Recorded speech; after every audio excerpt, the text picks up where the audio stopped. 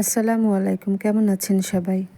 চলে এলাম আরেকটি রেসিপি নিয়ে। আজ আমি লাউ দিয়ে কাতল মাছ রান্না করেছি। গরমে এরকম লাউয়ের তরকারি শরীরের জন্য অনেক উপকার করে। লাউয়ের এই তরকারিটা আমি একটু পাতলা রেখেছি ঝোলটা, কারণ গরমে এরকম ঝোলের তরকারি শরীরের জন্য অনেক উপকার। চলুন দেখা যাক এই লাউয়ের তরকারিটা আমি কিভাবে তৈরি করেছি। আমি এখানে কাতল মাছ নিয়ে নিয়েছি। আপনারা চাইলে যে কোনো মাছ দিয়ে রান্না করতে পারেন। মাছগুলো আমি ভালো করে ধুয়ে পরিষ্কার করে নিয়েছি। এখন মাছগুলো আমি ভেজে নেব। সেজন্য আমি প্রথমে দিয়ে দিচ্ছি হাফ চামচ হলুদ গুঁড়ো, হাফ চামচ লবণ, হাফ চামচ লাল মরিচের গুঁড়ো, হাফ চামচ ধনিয়া গুঁড়ো দিয়ে ভালো করে আমি মাছের সাথে মশলাগুলো মিশিয়ে নিচ্ছি। আমি ভালো করে মশলাগুলো মাখিয়ে নিয়ে আমি এখন মাছগুলো ভেজে নেব। একটি ফ্রাই প্যানে আমি সামান্য পরিমাণ তেল দিয়ে মাছগুলো ভেজে নিচ্ছি। মাছগুলো আমি একটু কড়া করে ভেজে নেব। মাছগুলো আমি উল্টে পাল্টে ভেজে নিয়েছি, দেখতে পাচ্ছেন মাছটা আমি একটু কড়া করে ভেজেছি। আমি লাউয়ের সাথে এই তরকারিটা রান্না করব, সেজন্য আমি মাছগুলো একটু কড়া করে ভেজেছি। এদিক থেকে আমি লাউগুলো কেটে পরিষ্কার করে নিয়েছি, দেখতে পাচ্ছেন ছোট ছোট পিস করে নিয়েছি।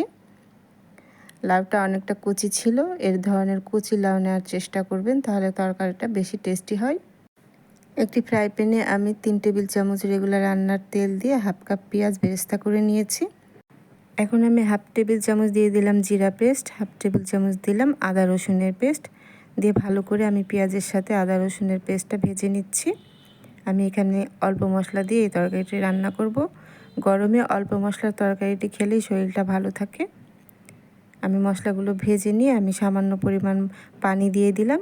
দিয়ে এখন একে একে বাকি মশলাগুলো দিয়ে দিচ্ছি। আরও দিয়ে দিলাম হাফ চামচ ধনিয়া গুঁড়ো, আরও দিয়ে দিলাম হাফ চামচ লাল মরিচের গুঁড়ো, আরও দিয়ে দিচ্ছি হাফ চামচ হলুদ গুঁড়ো দিয়ে ভালো করে আমি মশলাটা এখন কষিয়ে নেব। যতক্ষণ পর্যন্ত না উপরে তেল ভেসে আসছে ততক্ষণ পর্যন্ত আমি মশলাটা কষিয়ে নেব। আমি অল্প অল্প করে পানি দিয়ে বারে বারে মশলাটা কষিয়ে নেব। মশলাটা আমার কষা হয়ে গিয়েছে, এখন আমি লাউগুলো দিয়ে দিচ্ছি। লাউগুলো দিয়ে ভালো করে আমি লাউগুলো মশলার সাথে কষিয়ে নিচ্ছি।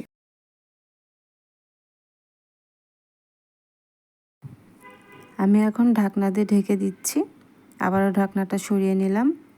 আমি এভাবে লাউগুলো কষিয়ে নেব, তাহলে লাউ থেকে পানিগুলো ছেড়ে দেবে, লাউটাও নরম হয়ে আসবে। অনেকটা পানি বের হয়ে এসেছে।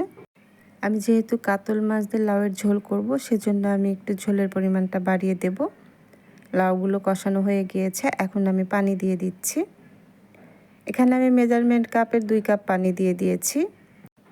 এখন আমি ঢেকে দেব, ঢেকে আমি কিছুক্ষণ রান্না করব বলক আসা পর্যন্ত। লাউটা আরেকটু সেদ্ধ হওয়া পর্যন্ত আমি রান্না করব। আমি ঢেকে রান্না করেছি 5 মিনিটের মতো। এখন আমি ঢাকনাটা সরিয়ে দিয়েছি, দেখতে পাচ্ছেন ভালো করে বলক চলে এসেছে। এখন আমি ভেজে রাখা মাছগুলো দিয়ে দিচ্ছি। এখন আমি ঢেকে দেব, ঢেকে আমি আরও কিছুক্ষণ রান্না করব লাউয়ের এই তরকারিটি, যাতে মশলাগুলো মাছের ভিতরে ঢুকে যায়। সেজন্য আমি আরও কিছুক্ষণ রান্না করছি। দেখতে পাচ্ছেন অনেকটা বলক চলে এসেছে, ঝোলটা ঘন হয়ে গেছে।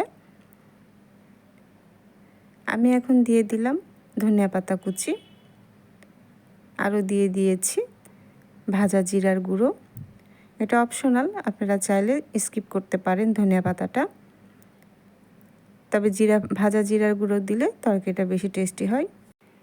এখন আমি দমে রেখে দেবো আরও 2 মিনিট। 2 মিনিট পর আমি ফিরে আসছি। হয়ে গিয়েছে, আমি 2 মিনিট পর ঢাকনাটা সরিয়ে নিলাম। লাউয়ের এই তরকারিটি আমার তৈরি হয়ে গিয়েছে, দেখতে পাচ্ছেন কতটা লোভনীয় হয়েছে। গরমে এ ধরনের লাউয়ের তরকারি খেলে শরীরটা অনেক ভালো থাকে। আশা করছি আমার রেসিপিটি আপনাদের ভালো লেগেছে। রেসিপিটি ভালো লাগলে অবশ্যই চ্যানেলটি সাবস্ক্রাইব করে রাখবেন এবং পাশে থাকা বেল বাটনটি অন করে দেবেন, যাতে করে আমি নতুন কোনো ভিডিও আপলোড করলে সবার আগে নোটিফিকেশন আপনার কাছে পৌঁছে যায়। ভালো থাকবেন সবাই, আল্লাহ হাফেজ।